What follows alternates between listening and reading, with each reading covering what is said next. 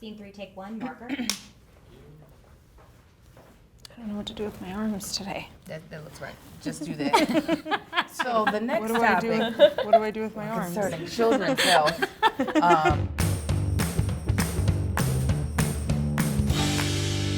Hi everybody, welcome to the Mom's View. My name is Sharzad, this is beautiful Angel, Mia, and special guest Rachel from Mommy Greenest. So how are happy to you? be here. I'm so excited to be here and talk to you guys Tell again. us your official channel name. Yeah, so this is a little bit of a point of contention since I said it wrong the last time I was on the Mom's View, but my channel is Rachel Sarnoff. Yes. S is in Sam, ARNOFF is in Frank. But you can also look for mommygreenest.com, which is my site, which is not my channel, so please don't be confused. Right. As I Okay. was when I was trying to remember what to say. And Rachel has an amazing blog and Thank YouTube you. channel, and you tell us like just briefly all the kind of things that Yeah, you so okay, cover. so the whole concept is healthier parenting, less judgment. So it's not about like what kind of car you drive or, you know, if you eat organic food. It's just about knowing the information that can help you make a healthier home for you and for your family. Awesome, awesome. So happy that you're here. So it's update time, and I hear you're doing a shop drop challenge. Yes, so okay, Elaborate. so this is a great way to not only kind of get great clothes for less money, but also have less of an impact on the earth. So Okay. I basically thrift most of my clothes, and I have for years. And when I talk to my friends about like, hey, you get that in a thrift store for, you know, $20 instead of $400, they're like, no, I couldn't do that. So I started looking at the data basically. So there's 160 million women in the United States. The average woman dumps 6 pounds of textile waste, so clothes, into the landfill every month. And the average woman spends $60 a month on clothes. So we're looking at kind of this like revolving cycle of like buying disposable clothes, basically. Okay. So what I proposed is that we do a 30-day shopping pause. So Okay. for the month of January, and we're like, you know, part way into it now, everybody is basically pledging to go to thrift stores or swap with friends rather than buying new in the mall. And if we all got together and did that, we could save $10 billion. Oh, that sounds good. $10 billion with a B dollars, Yeah. right? And 1 billion pounds of textile waste. So it could make a huge impact. I mean, obviously, you know, mommygreenest.com is not attracting 160 million women Right. like every woman in America. Yeah. Mhm. However, Yeah. you know, even just within the people that have now signed up, you know, we have like, I think 500 people signed up. Oh, that's so cool. Doing our part, right? great, So you yeah. guys should all sign up, mommygreenest.com. And that you launched this. This is your This thing. is my little passion for the month. cool. Yeah, you know, That's trying to fantastic. raise awareness, going on some thrift shopping expeditions. If you want to join me, maybe we Angel's could do gonna- a little thrifting. She's gonna have a show, hopefully, balling on a budget, because she's Ballin' on great. a She's got a budget. great eye for. We got to do this. So last time I was at the thrift store, I got Yves Saint Laurent shoes for $60, and those are like $700 Yeah. shoes. Yeah. And I Cool. don't know. I mean. Not only, I could never afford that. And Right. honestly, I wouldn't pay that much for a Right, pair of shoes exactly. too, because I would it's like think kind too, of yeah. disgusting, you know? That's good to know. I always think of thrift store. Every time I walk in there, it smells like It a smells grandma's like house, and you're like, oh, do you want that? But it's true. It's a very Wash good. it. I place. have been thrifting in Chicago, in New York, in Lincoln, Nebraska, in LA. I've been thrifting all over, and let me tell you, thrift stores have changed. They are so upscale now. Yeah. They're Yeah. beautiful, and the clothes are really.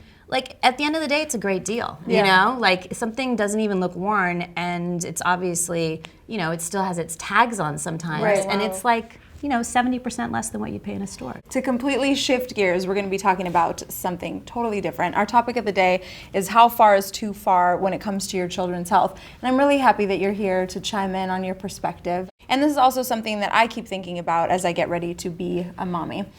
So we actually have a collection of stories from the news that we're going to talk about today, starting with the story about Dr. Carl June, who has been developing a new way to fight leukemia by injecting the HIV virus. So it's very, very controversial, obviously, and we're going to take a look at the clip right now. It's a procedure where we collect their T cells, and they are infected with a virus that will genetically change them so that they will now see and react against their leukemia cells. Now, before you jump to your opinions, I want to clarify that the headlines for this were a little bit sensationalized, and the doctors are not actually injecting HIV into these kids. We did our homework and we really researched this story, and the short version is that they take immune cells out of the patient, treat them with the virus in the lab, and then inject the modified cells back in. So it's obviously a very very new, very controversial treatment. But I mean, if you're desperate, how far would you go? And I'd love to hear what you guys think about kind of just, you know, subjecting your kid to maybe a treatment that hasn't been around that long or that's really new that could have, you know, some really harmful effects. I mean, it depends how, is your child dying? And if that's the only resort that you have, is to try something that, there's nothing that can work to cure. Yeah. But then we're trying this new thing and let's hope that it works. I mean, I think that's a good choice. Yeah. I think something like this, they must have, the idea is to just do your research and be familiar and do your homework on the pros and cons. And if there's more pros, then that's the answer. Have you ever personally had to make a really deep decision like that with the health of your daughter? No, I'm holistic. Knock on wood. I'm holistic. Yeah. I was raised holistic as well, so I limit any kind of medication that I have to give her. I know that some parents, their kid has like 99-degree fever and it's like Tylenol, and I don't do that. I think that your body is fighting something, you let it fight. But if it went to 102 or 3 where it's not good for them or dangerous, then I might, you know, do something a little bit more. But I mean, I've heard so many crazy stories of friends that I know whose kid like had a fever and then a seizure, and it's like, how do you do it? They don't take in the Tylenol because they're babies, they're spitting it out. I mean, you know, sometimes you just, and the idea is, I think as parents, we should all do our homework before it happens. Yeah. Like, be familiar with, you know, what if your kid doesn't want to take the Tylenol? Like, what are the different options of getting it in their bodies so it works? The more you're aware and the more you're familiar with things, I think then you can make the right decisions. I don't think that anybody can be familiar with something like that, though. Yeah. You know, like it's just, it's beyond the scope of comprehension. The you know? leukemia, Yeah. Yeah, but just simple things, yeah. I mean, I do know, I have known people who have been on the list for clinical trials like that, and they often are at their last resort. Right. You know, but to make that decision for a child, I don't know, It's hard when you have like huge. a cute young kid who's, you know, under 18 or something that you're still responsible for their health, I mean, for the most part. Yeah, and I mean, childhood cancer, like just to loop back into what I think about and learn about is, you know, has grown 30% in the last 30 years. It's leukemia is I think it's leukemia, but cancer in general is the leading cause of death by illness in children now.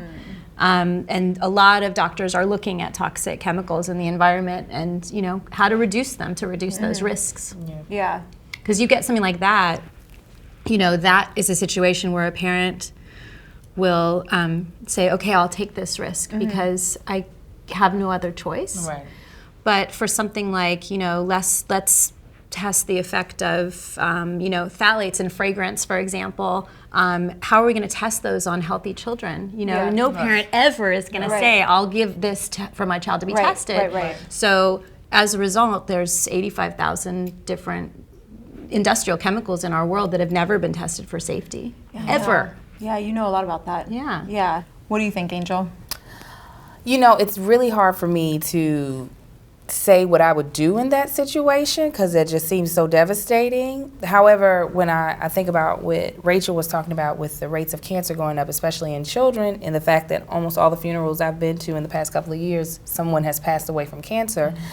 I know more people who have passed away from cancer than I have of HIV or full-blown AIDS or anything like that. Yeah. So I almost can understand taking that risk as a parent if I thought like this was something that could potentially save or prolong my child's life. Right. However, at the same time, I'm not one that's big on medicines and things like that. I like to try not to force medicines, especially on myself. However, like when I grew up, I had asthma, and my mother never gave me inhaler. I remember having some medicine, but when it would come, I would have an asthma attack. She would literally sit me outside and try to get my breathing under control. Where my son, who now has asthma, I gave him an inhaler because I'm not so quick to chance things with him. I'm quicker to depend a little bit on my doctor. Now, I'm not crazy. I don't jump to go to the doctors whenever he has a sniffle or has a fever, but I won't take the same chances that I will on myself, even though I don't always trust doctors either, but I don't want to lean on my own opinion when I know I have not gone to one medical school. My frame of reference is what has happened to me, not what might be going on with him, which could be completely different than what I've experienced. So, Yeah. Yeah, I'm the same way. I'm not one to go to the doctor. Like being pregnant, and I've had to go to the doctor so many times just for the standard checkups. I'm like, this is more than I've been to the doctor in the last 15 years of my life. Yeah. And I'm always one to go the natural route. If I can, you know, if I, God forbid, got diagnosed with cancer, first thing I would do is go to a raw food clinic and eat raw for like a month. And I've met people that have survived and fought their cancers that way. So, but again, yeah, when you're dealing with, you know, another little person, Right. it's a totally different ballgame. But would you take your child to a raw food clinic and try it that way, or would you go I to don't know. I mean, that's the thing, you know. I you know, can't- what you take for yourself is totally different from Yeah, what right. you'll take for your child. You Absolutely. know, you I have know, to that's protect your child. tough, Like yeah. you'd step in front of a bus for your child. Of you know? course, the freaking loop. Yeah. But I don't even know if I want to vaccinate my kids, which is a totally different subject, and I'm sure we'll get to that. we could have I a know long it's a really conversation about controversial that one. subject, and I'm in the process of doing my research, so I'm not one that's quick to, like, you know, stick a needle in. But then again, I'm not in that situation. I never have been, and I certainly would not judge a mother who's desperately trying to cure her baby of leukemia. So, on a flip side, we have a different story about an Amish family who actually is in hiding right now because of an Ohio court appeal. They refused treatment for their daughter's chemotherapy because they wanted to go the natural route. And the court is I guess they're after them because they went into hiding and refused this kid chemo. They just strongly in their heart believed. Well, the first round of chemo that they did caused so much pain and suffering for their daughter that they were like, we don't want to go through that again. So that's a totally interesting story in itself too. Like, who's to say what this kid should be treated with? Is it up to the parents? And then the community kind of got involved, obviously, and now it went to court. So that's a totally other flip side. There are all different types of religions and lifestyles that, you know, go completely against any type of medical treatment. And, you know, being that is not my background, it does seem kind of just a little bit strange to me to not believe that if you believe in God, that God couldn't be in something like that. Like, he wasn't the person who put the idea in their mind to help cure certain things. So it is kind of weird for me to hear that there are certain people that won't allow any type of medical treatment for their child, especially if it's something that they might. Now, chemotherapy, that's different because there's no guarantee that it's going to cure anybody. And in this particular case, she had one round and it was terrible. Right. So a couple things that, like, I've learned in doing research on cancer, and mainly because of the environmental toxic side of it, but you know, even though cancer rates are up for children, recovery rates are also really, really high. So they have shown that chemotherapy actually does work for kids. Now, the sad thing is that the chemo that they use on kids is the same that they use on adults. Right. And the reason that is because, this sounds horrible, but there's no market for the drug companies to develop chemo drugs for kids. They don't really care. So they are using, so actually there's a initiative in Congress to kind of fast track some pediatric cancer drugs right now that they're trying to get pushed through, which is great. As a parent though, you know, yes, I don't want to judge anybody. There are other religions I know that are, you know, completely against all drugs, everything, yes, you know. everything.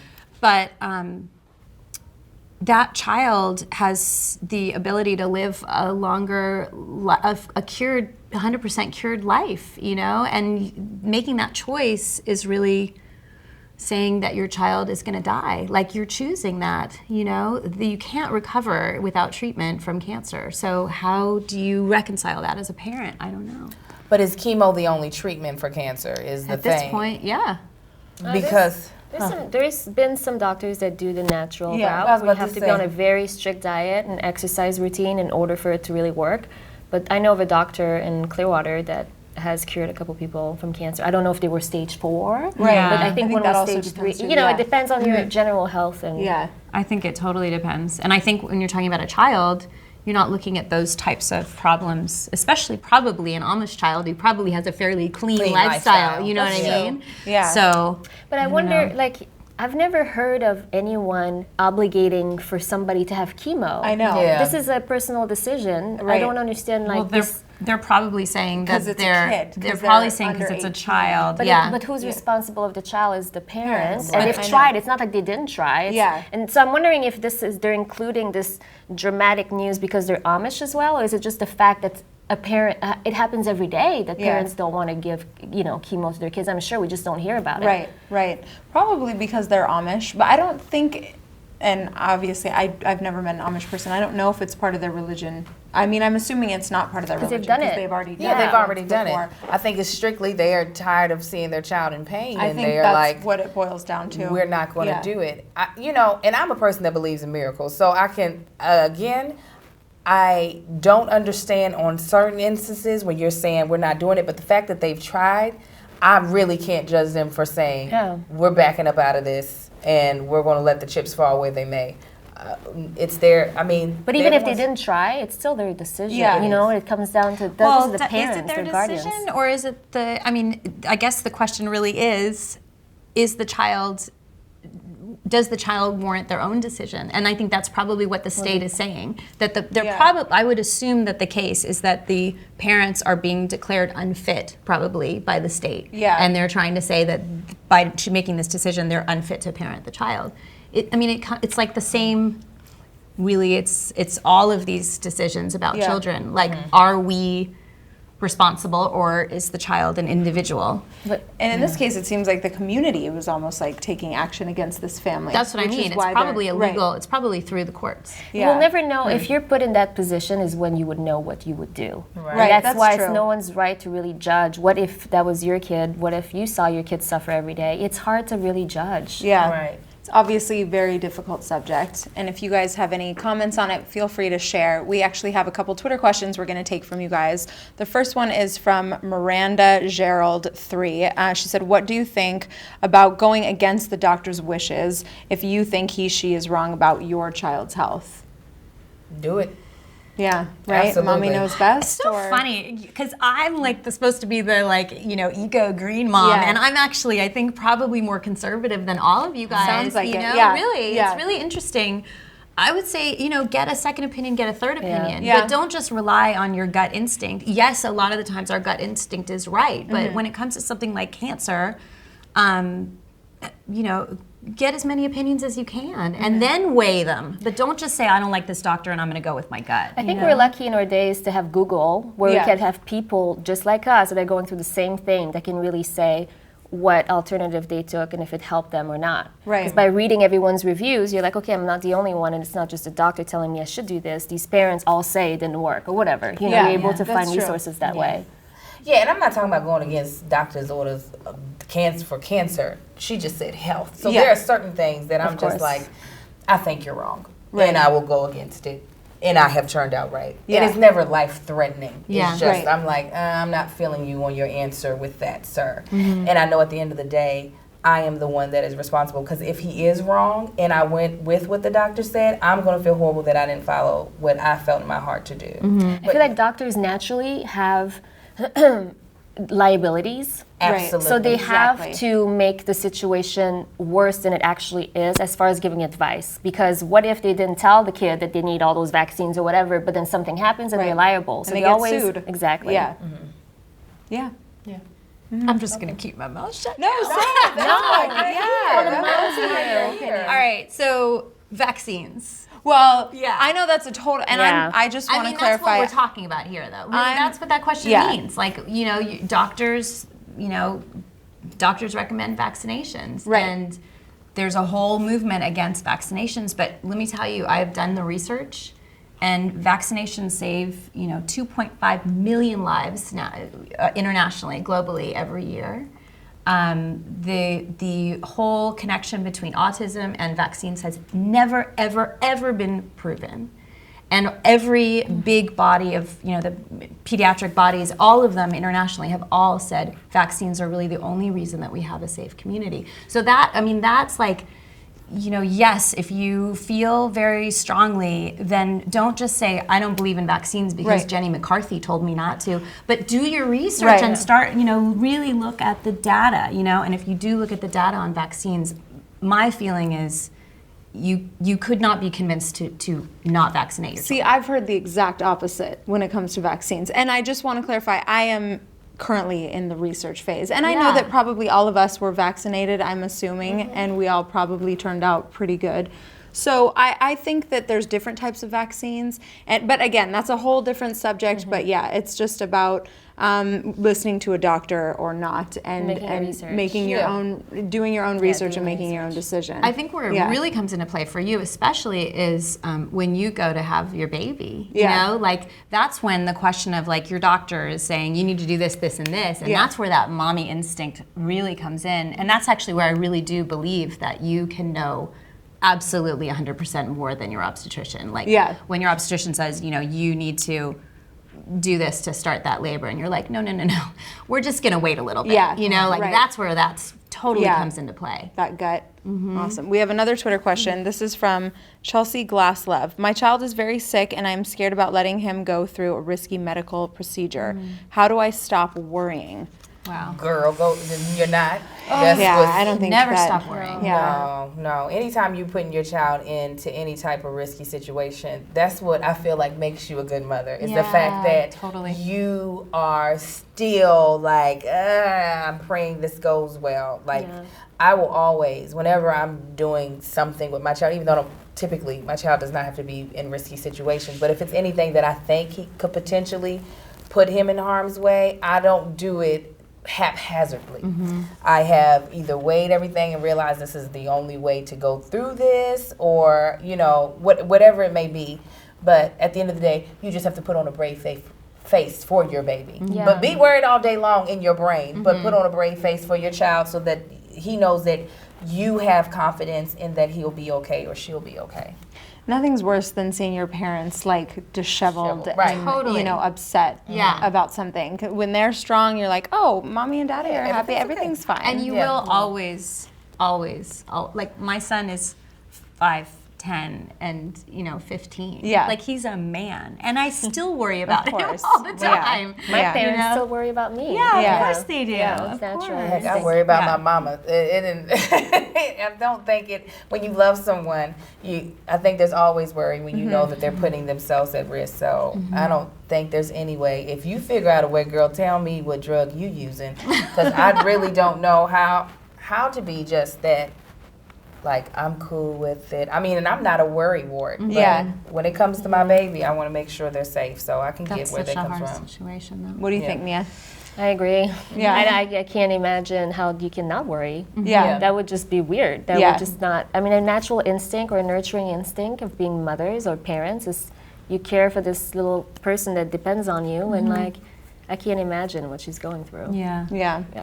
I think, you know, the obvious of surrounding yourself with good support group and, you know, stay away from drama, stay away from any negativity, and just try to deal with it.